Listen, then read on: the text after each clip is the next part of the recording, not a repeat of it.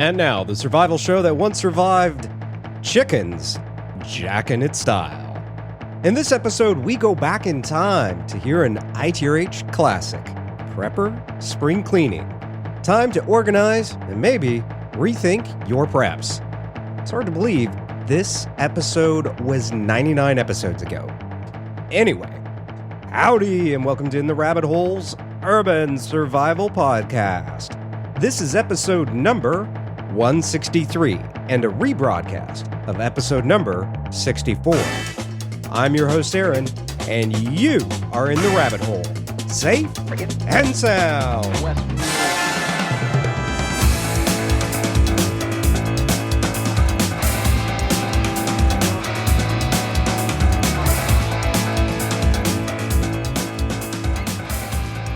And now, two guys who survived running with scissors, Aaron and Jonathan.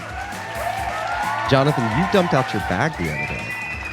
And by bag, I mean your Bugout bag. I don't want there to be any confusion about what you dumped out. I mean, we don't want it to be your purse or something. No, yeah. It was my Bugout bag, and I'm ashamed to admit this. I'm really ashamed to admit this.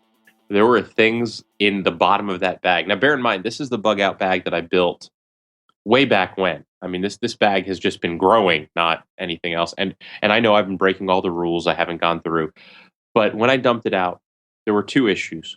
One is there are things in it that I don't remember buying. And I'm actually serious. Like, I don't know how they got in there. I don't know if different tools were getting together and they created new tools. That's freaky. Yeah, it's weird. That's like a whole weird porn site all by itself. I didn't even know what to do with that. It's weird Bugout bag porn. And then the second problem was there are things in there that I wasn't sure what they were. That's even worse. Yeah, and even now I'm not sure. Like, I've actually looked. They're not in packaging. I'm looking at it. I'm trying to figure out what it is. I still don't know. So what I've decided is those kinds of things probably shouldn't be in my bag. Yeah, I would have to agree with you on that. But now I'm really curious what the hell those things are. I'll send you a picture. I'm not ready to post it online yet. Maybe what it is at some point your wife decided your bag was kind of that kitchen drawer that everybody has in their homes where they just stick weird crap. They don't know what else to do. Actually, that came to mind, and I haven't had the conversation with her yet about it, but I'm probably going to, because some of these things really do look like items that I just... Honey, why is there a juicer in my bag? Yeah, it's kind of like that. Well, there was nowhere else to put it. Oh. I mean, that kind of thing. Well, at the end of the world, I wanted a juicer with us. I mean... So you could make your own Soylent Green. Exactly, Which people juice is always the best kind of juice. Ugh. Let's take a moment for this quick as a bunny break. Listeners, do you get value out of ITRH? Visit ITRH.net to learn how you can get special members-only benefits and help keep the show safe and sound that helps keep you safe and sound. One of those great benefits is the instant access 1-hour class on Bugout Bags and kits with downloadable checklists. That's ITRH.net. Go visit it today. Now, back to the show. Which brings us to the topic of the show today, why we're babbling about what's in Jonathan's bag, which seems like a whole gag reel we could do. But the topic of today's show is spring cleaning for preppers. And as Jonathan was just talking about, he cleaned out his bag. And I actually did the same thing with my EDC bag recently because I'm still a little terrified of my Bugout bag. Which you should be. Yeah, I mean, I have the same problem you did. I mean, it's a perfectly good bag if the world blew up tomorrow and there was blood in the streets and I was going to war. Don't imagine that's going to happen. I think weirder things have happened, but I don't think that's going to happen. So I actually do need to strip that bag back down. But I went through and cleared out my EDC bag, and there was all kinds of... I try to do it every once in a while just to get rid of stuff that I'm like, oh, I have a skill that replaces that piece of gear now. Well, Aaron, just remember, the ATF frowns upon throwing away rocket launchers, well, at least loaded rocket launchers, in your trash can. Oh, yeah. So use your recycling bin. All right. I will recycle those. I won't be... I'll be green. But yeah, I mean, I went through a lot of that, and I found a lot of random just why do I have this in my bag, or why do I have 4 of these in my bag, and started taking stuff out. And so, as part of a bigger concept of everybody's familiar with the concept of spring cleaning, that time when the weather gets nice again and we can open our windows and kind of clean out the house and really give the house like a good scrubbing, since we've been kind of cooped up for the majority of winter, unless you're below the equator or unless you're in Texas. Where it just never got cold this year. Yeah. I think I wore a jacket like twice this year. Yeah, that's probably true. It was kind of ridiculous. More to the point of, if we're going to do a survival spring cleaning, probably one of the best places to start with is with your bag. And if you don't even have a bag yet to clean, we do have an episode for just on bags, and we'll link to it in the show notes today. But where do you start with bags, and why would you start? And I think that was kind of where we were leading in with Jonathan dumping out his bag and finding things he didn't even know what they were. Apparently his survival juicer was in there. And my EDC bag, which I don't even remember what I took out. I think I took out a bunch of glow sticks. Yeah. I had a bunch of glow sticks in there too. But that's a good point. One of the reasons I dumped it first, and I'm sure you did the same thing, was to figure out what was in it. Yeah, exactly. And you've got to get an inventory of what you have. Yeah. And that's got to be the very first thing you do. I mean, it's because otherwise you really will end up with a bag full of stuff. And I'm not even kidding when I told, the beginning story was a real story. Aaron had brought up the fact that we were doing this show and all that. And I just had to tell him. And he was like, oh, you've got to tell everybody that one. Yeah. Because there really are things in it that just, it's like they shouldn't be in there. I don't know why they're in there. And so I started with the inventory thing too. I've got everything laid out, and now I'm in the process of just writing it all down as a list. And I will be more. I think I actually do have a Bugout Bags spreadsheet somewhere that I made, years and years ago. If I can find it, I'll probably go back through it, or I may just start from scratch myself. And to start off with bags, since that's kind of where we began, which is to, and I think your way of doing it was probably the best way, and I did it pretty much the same way, I dumped out my EDC bag on a counter, and then just start going through stuff. I didn't write anything down because it's an EDC bag, it's smaller, I'm not trying to live out of the thing for any real extended period of time, more than a day at the most, and so just going through. And one of the most important things to do, and this is important no matter whether we're talking about bags or we're talking about anything, is to first ask, is this still necessary? And this is a concept that you and I both talked about before, Jonathan, which is to look at something and ask, is this necessary, or have I acquired some skill that now renders this piece of gear unnecessary? And while do I know what this is? Yeah, and I say that in jest, and I do know what everything in my bag is, but some of it I really don't know how I would end up using it. And it's not just what it is, but how would you use it? If you don't know how you would use it, there's a good chance it probably shouldn't be in your Bugout bag. And I'll tell a story, and I know you have one too, the Ouija bars. Yeah. Those little mini crowbars. I actually, and I'm sure somebody, and hopefully, and if you have a good idea of what this is useful for, please put it in the show, comment on the show today and tell us. Because I looked at mine, I had one in my my EDC bag, and I genuinely have no idea what I'm like. It doesn't seem large enough to actually get enough leverage to break anything open.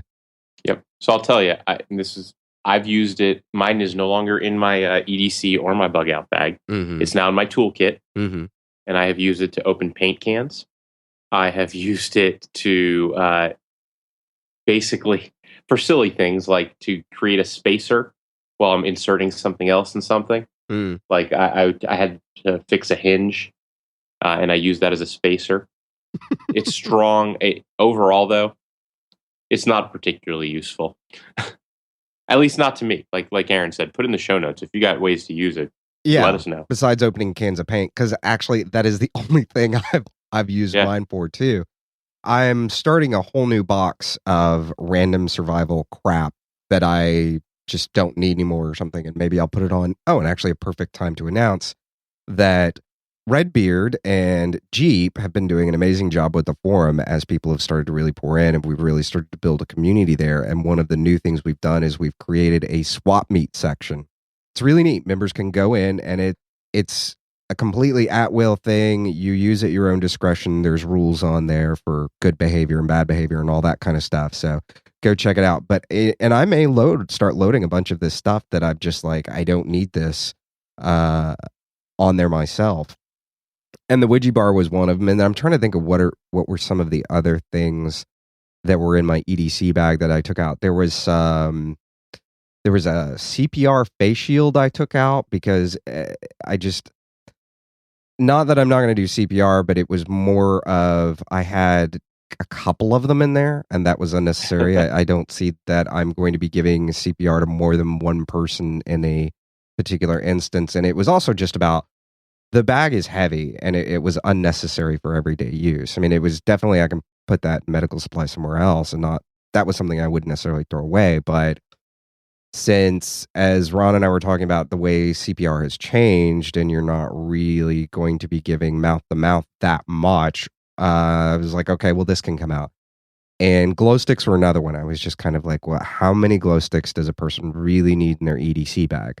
So I think I had 6 in there and I left all but 1. I had 6 and I now have 2. I'm trying to think of what else I took out of there. I don't even remember anymore. But it was just a lot of just random crap that I was just like, I don't need this, Mm-hmm. And that, in part of it is, and it goes back to the old thing about having a handgun. If you pick a gun that is too heavy and uncomfortable for you to carry every day, you're probably at some point going to end up not carrying it anymore. And I think the same is true with an EDC bag. And a Bugout bag that's too heavy is going to become a liability. Mm-hmm. So to move on past bags and stuff, we can apply those same things to our homes. This is a perfect time to take an inventory, a very general inventory of your home. Make a list of what are all of the bags that you have, where are they, and then you can start breaking it down and making a project. And it's not something you have to do all in one week. You can, but definitely put it on your schedule of things to do so that it actually gets done. Because a lot of the bags and a lot of the items, some of that stuff is perishable. So it is, you really do need to go through it. And I'll share an example in just a few minutes. But to inspect the bags, like Jonathan and I were just take them, dump them all out, really look at it and really think about what you've got in there. And the same thing with any kind of kits you've got and any kind of tools you. Right. Hey, when you dump those bags and you put everything back in, when you put it back in, make sure little things. Are the seams busting? When this bag's loaded up, does it hold up well? Those are things that this would be a great time to check those things because you don't want to worry about lifting up a bag to get out of your house and just having the bottom fall out. Yeah, especially if you've bought. Now, I know there are some of those prepackaged kits that are pretty good, but some of those prepackaged kits, the bag they come in are complete crap. And it's like, that is an excellent point that you've brought up. I mean, what better time to really look and make sure that every piece of your gear is in perfect working order.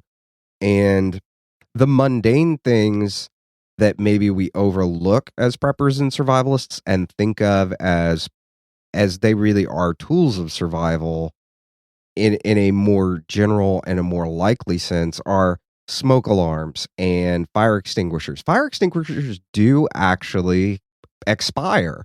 Yeah. You need to either get it refilled, checked. There's things you need to do to maintain a fire extinguisher. And I don't think most people know that. And so whether that's getting it refilled or some of them smaller ones, I don't even know if they can be refilled. So replace it, check it. There's checking batteries and smoke alarms. Even if the batteries are still good, swap them out. Batteries are just not that expensive. Make sure everything is in good working order. Because again, those are the things that are more likely to jump up and bite you in life than, let's say, blood in the streets. So what else can we talk about? We can also talk about taking inventory of your food stores, taking a step back and see how far along you've gotten with your food stores. And when I say food, I'm including water in that conversation too. As far as if you've had water that's been stored for a long time, it might be a good time to take a look, make sure nothing's leaked, or that the water, which I actually had this issue happen where one of the water containers got a leak in it and leaked over some of my stuff. make sure that nothing weird is growing in the water, that it's all in good shape. And the same thing with your food, to go back to that, making sure that you're on track for whatever length of time you've decided will make you comfortable and prepared in your life. So whether that's 3 days, 3 weeks, 3 months, 3 years, take a look at how long it's taking you to get there, how far along you are, and whether or not your original assumptions about those timelines are correct. And maybe those need to be adjusted. That's hugely important. I mean, making sure that you've got everything in line. And like you said, the timelines, now's the time to reevaluate what those timelines might look like too. Is it you've now got a new child maybe, or you've got a new pet, or something's occurred in your life. Maybe you just have more space, you moved, and so you can store more. Anything, now's the time to reevaluate those things. And the other thing you want to consider, once you've taken all that into account, you've now taken into account food and water and what your needs are there. You got power. You may have put in a generator, or you may have bought a portable generator. Those things, whether they're the house generators or the portable ones, they require maintenance. Go maintain it. Now's a great time to do that. The weather in most of the country is pretty reasonable. So even if you had to turn in your generator, you're not worried about air conditioning, you're not worried about certain things. Or if you had to have somebody maintain it, you're not worried about those things as much.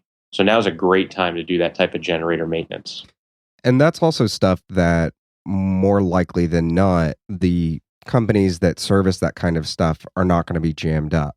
Right. Yeah, now's not the emergency time. Right before hurricane season or as you enter winter, those guys get phone calls left and right. They're scheduled for weeks in advance. Right now, those guys aren't as busy. I'm sure, we might get an email or two. Oh, we're busy all the time. Yeah. But it's less busy now than it would be later. Here in our area, hurricane season's coming up pretty soon. So, I mean, that's not the beginning of hurricane season, or a month into hurricane season is not when you want to try to have your stuff serviced. You might as well get it taken care of now. Right. The other thing is, when you're talking about gear and tools and things you need, Aaron talked about fire extinguishers and smoke detectors and all that. But we talk a lot on the show about guns and knives. So when it comes to knives, you do need to care for those things. Now's a good time to make sure that you've, go through that process, do the ritual sharpening, get it nice and razor sharp, really check it and make sure that there's no rust spots, clean it. Now, it's just a really good time to take care of those tools. Guns, I personally recommend cleaning them regularly, taking care of them regularly, but now maybe is a good time to take that extra step and check the springs. Maybe take it to a gunsmith and have it checked out. I'm not saying you have to do that every year. I'm not saying you have to do that super regularly, but check them out, make sure everything feels right. Go down to the range and make sure there are no extra failures to fire, or everything's working. And I think that's a very important point. Take care of your tools, and when it comes time, your tools will take care of you. Mm-hmm. And I think that's kind of the bigger idea there. And the same thing with knives and guns and power tools, anything you're using. I mean, it's a perfect time to inspect everything that you've got, make sure that it's in good working order. Your point's great. This doesn't have to be specific to survival. As you're doing spring cleaning, you can go through all the tools you use on a regular basis. The point I was going to make about that is that a lot of the tools that you have, and this is one of the discussions that's been coming up on the forum and is going to turn into a future episode about what do you do after a disaster as far as cleanup goes. And a lot of the tools that you own will become part of that process. For instance, if we use hurricane so often because it's something so relevant to our lives, but making sure that your chainsaw is in good working order. That's another thing that you would want to take in and get serviced, or if you have the skills yourself, to service them yourself. Because after a hurricane, there's gonna be branches and limbs and stuff everywhere. And that's going to be one of the tools you're going to want to use to clean up, unless you just have a super fondness for axes, and that's how you want to get your exercise or cure your boredom after a hurricane. But that's the time to really look at all of those things and think about how some of those things that don't seem like preparedness items could very easily be preparedness items. And again, whether we're talking about very normal circumstances or extraordinary circumstances. Yeah. This is also the time you want to take to, just like we were talking about, smoke detectors and checking batteries, you want to check the batteries in your flashlights. Batteries do have a tendency, we've all seen it, where you open up a flashlight or an electronic that you haven't used in a very long time, and battery's corroded. Sometimes that corrosion even ruins whatever the device is. So it's time to take that stuff out, make sure the flashlights work. It may even be time to go ahead and change out the batteries, depending on how they were stored or how old they are. Any of the devices that you would say are important to that, to your preparedness efforts. So the most basic and easiest example, of course, is flashlights. So go through, check them all. But there's also lanterns to consider, whether we're talking about battery operated lanterns or whether we're talking about the different fuel-based lanterns. And even those, some of those can gum up just like an engine can if you let them sit for too long. So you want to go through, make sure they're in good working order, make sure that, if you have kids, I mean, I know when I was a kid, I absconded with all kinds of my father's crap, whether it was tools. And took it apart, I'm sure. Oh, sometimes with a hammer. Yes. Much to his dismay. But for the delicate touch. Exactly. He didn't need that Nikon put back together anyway. Exactly. So making sure that nobody has taken off with any of your stuff or moved it to a place where you don't know where it is, making sure that everything is in good working order, that flashlights are where they're supposed to be, that lanterns are where they're supposed to be, that fire extinguishers are where they're supposed to be. I know as a kid, I actually did play with a fire extinguisher a few times, and if something had happened and somebody had needed that fire extinguisher, it would not have been available. So, but that, rather than having that a bad situation made just horrible, you can avoid that by checking all of these things now. And also, some of the older smoke alarms are just that. They're just smoke alarms. So it could also be a great time to think about, you know what, maybe I want to swap this out for a carbon monoxide alarm as well. I think they're pretty inexpensive, and now's the perfect time to do it. And there's no excuses about, well, I don't want to go here or do this or do that. I mean, it's spring cleaning time. Right. And these aren't major, to install a carbon monoxide detector is not like a major lift on your house.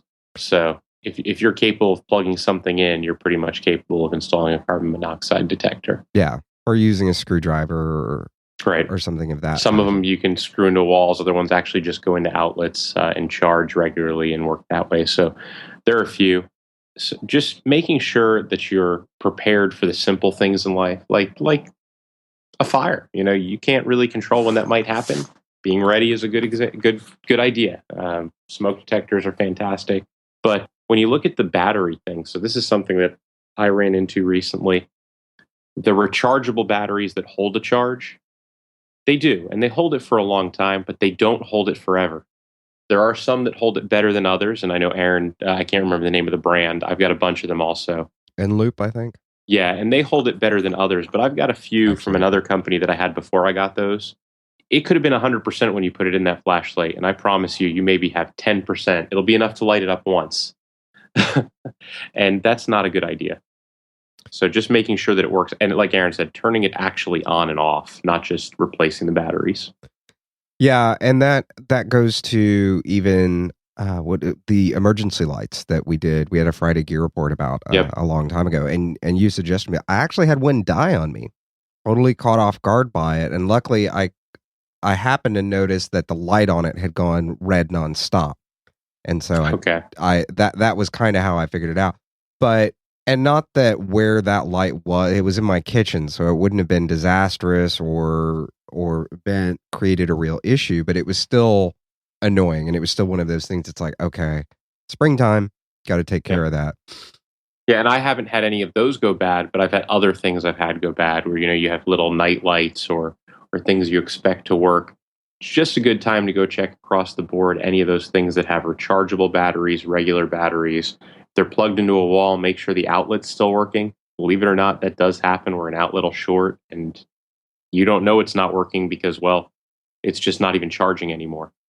To go back to the bags, I forgot to mention this, but it's, and you brought up the point before the show when we were talking a little bit about the show, that also all of the first aid kits, you really have to go through those because you've got aspirins that diminish in their capacity and other medications and ointments and things like that now's the perfect time to check all the expiration dates on those.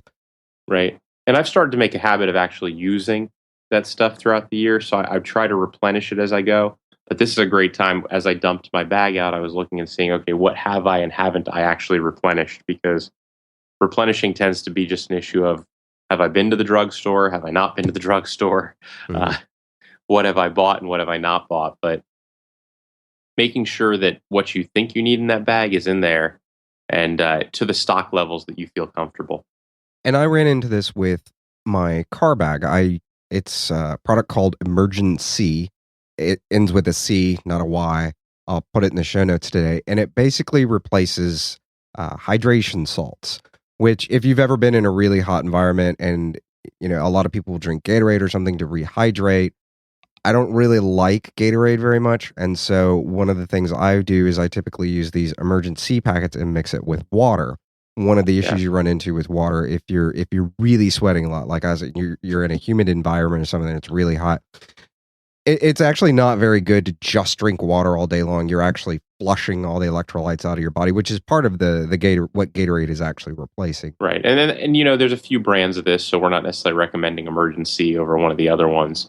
Although I think Emergency probably, I've had a few of them, and Emergency tastes better than most of them. That is the issue you run into with hydration salts. But I opened up, Jason McConnell and I were working on the farm, and I was getting, since it's starting to really warm up, I was getting kind of woozy, and I was like, oh, wait, okay, I'm getting dehydrated.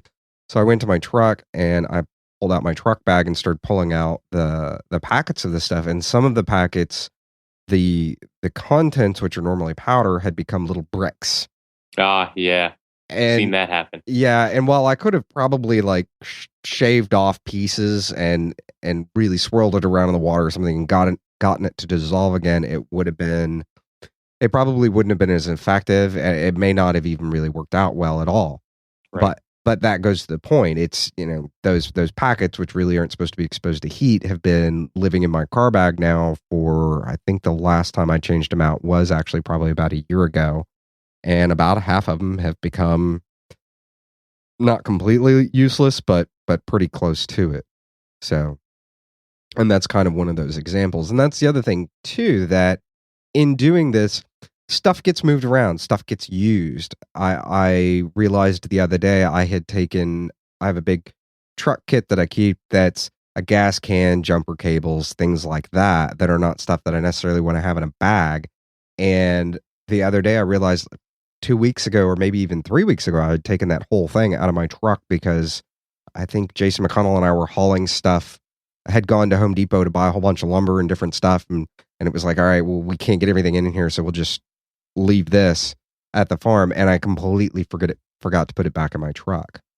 And then there's other things that I've taken out of those bags and forgot to put back in, or have gotten used or damaged and thrown away and not remembered to replace. And I think that's another one of the things that we run into. So beyond just bags and kits and all that, you need to be able to check your house. So this is a great time. Weather's good. Things are going well. The sun's usually out. It's springtime. It's probably raining. So you might want to make sure your roof is in good condition. In a lot of the country, there's April showers. You've heard that many times. So make sure the roof's good. There are no leaks. Go up into your attic, take a look. If you're in an apartment, not as big a deal. Make sure all the lighting around your house. We've talked, I don't even know how many times we've mentioned this. It's been in shows from the generator show all the way through our security shows, through just general preparedness. But lighting, exterior lighting around a house is one of the best things you can do to improve the general welfare of your family and the security of your home. And check to make sure it's all working. Replace bulbs, go in, make sure there are no exposed wires. Make sure that the normal winter weather conditions that occurred haven't done any damage to that outdoor lighting. And then the thing that I recommend, because I will tell you, the first time I did it, I wasn't confused by it per se, but I'm glad that it was kind of just a random scenario of just I want to learn how to do it, and not a real life disaster, because disasters add extra adrenaline and everything. And I'll get to the point now, which is testing your shutoff valves. And when I say your shutoff valves, that's the water shutoff, your gas shutoff, knowing how they work, making sure you understand how the tool to do it works, making sure you know where those shutoffs are. This is a great time to go find them, test them, seeing that they work. I actually did hear a story where a water shutoff valve was installed in reverse. And believe it or not, when they are installed in reverse, shutting it off doesn't actually do anything.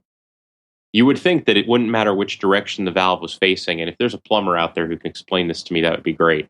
But you would think that it wouldn't matter which direction the valve's facing. When it's off, it's off. That is not the case.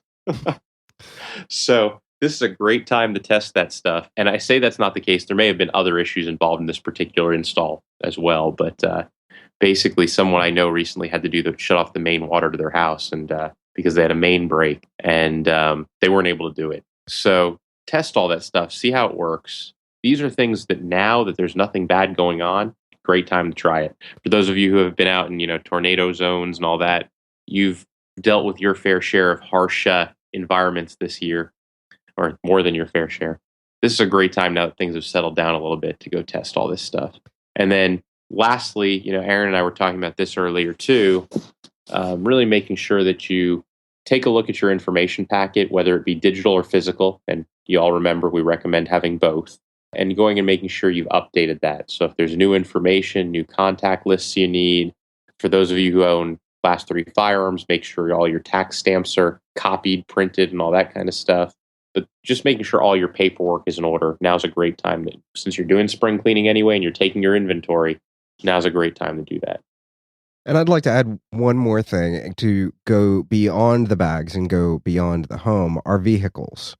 Mm-hmm. Because if we do have to leave our home, your vehicle is most likely the way you're going to do it. You're probably not going, if you've got an instance where you're having to leave your home, more than likely you're not going to be doing it on foot. And there are instances where that may happen, but this is the time to check any and all of your vehicles to make sure that, and whether you do it or whether you have a qualified mechanic do it, to really go over the vehicle and make sure that there is nothing that, within reason, that can go wrong with the vehicle within the next 6 months, maybe.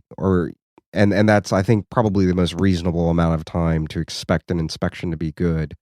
Yeah. But to really go over the vehicle with a fine-tooth comb, make sure all the axles are greased, that all the lines are working, that I know Jen, my girlfriend, the other day was going down the street and we had just had work done on her car. I don't know how they missed this, but the timing belt snapped and ended up taking out the entire cooling system of her car. And so those are really not things you want to have happen while you're in a situation where you need to bug out. Or even simple things. Aaron mentioned all the big things, and those are all really big things. But even something simple like making sure your windshield wipers are to spec and actually functioning still. If it's been a long winter, or maybe you've had a dry winter, the cold weather with the heat that's coming now can crack them. The rubber can get brittle, and if they're not performing, replace them. And don't forget to continue working on your survival chi plan. You've now gone through an inventory list. You've gone through, we talked about food and water, making sure all your needs are met. So go take a look at your survival chi list and make sure that's up to date also. We recently went through that New Year's survival chi plan. Well, we're now a quarter into the year. Now's a great time to take a look at it, review it, and see how you feel about where you are with it. And if you're new to the show and have no idea what we're talking about, and we will put a link to what survival chi is in the show today. And we've gotten a lot of requests lately for different things that we've talked about, that to have it in a bulleted list. There is coming, I can't say exactly when, because both Jonathan and I have a tremendous amount going on and trying to get the show out every week and do the best job that we possibly can with it. But we're coming out with a list of basically from the 3-week bug-in show, Bugout Bag, the different bag lists that we've talked about throughout the last year and a half that we've been on the air, and as well as just general tips and stuff. And that's going to be coming out soon, as well as an actual written thing about what survival chi is. But in the meantime, for those newer to the show, we'll put links in the show notes today directing you back to the Survival Chi show. That is definitely one of the first shows that you should listen when coming on board the rabbit hole. Again, this was a rebroadcast of episode 64, which aired April of 2012. Hard to believe. Of course, remastered for your 2016 listening pleasure. Hopefully it inspired you to go reorganize your stuff and rethink your preps. Now, if you're new to ITRH, Jonathan was one of my 2 original co-hosts. I get asked from time to time, whatever happened to him? The short answer is he got busy with a new job and a new baby boy, but he still joins us for the occasional episode. And one more time before we close out today, listeners, do you get value out of ITRH? Visit ITRH.net to learn how you can get special members-only benefits and help keep this show safe and sound that helps keep you safe and sound. One of those great benefits is the instant access 1-hour class on Bugout Bags and kits with downloadable checklists. I've been told by many members the class alone was worth the cost of membership, and that's just one of the many benefits. That's ITRH.net. Visit it today to learn about some of the other things members get and become part of the ITRH Roving Horde Armada. With that, we wrap up episode number 163 from the Lone Star State. Till next time, stay safe and sound.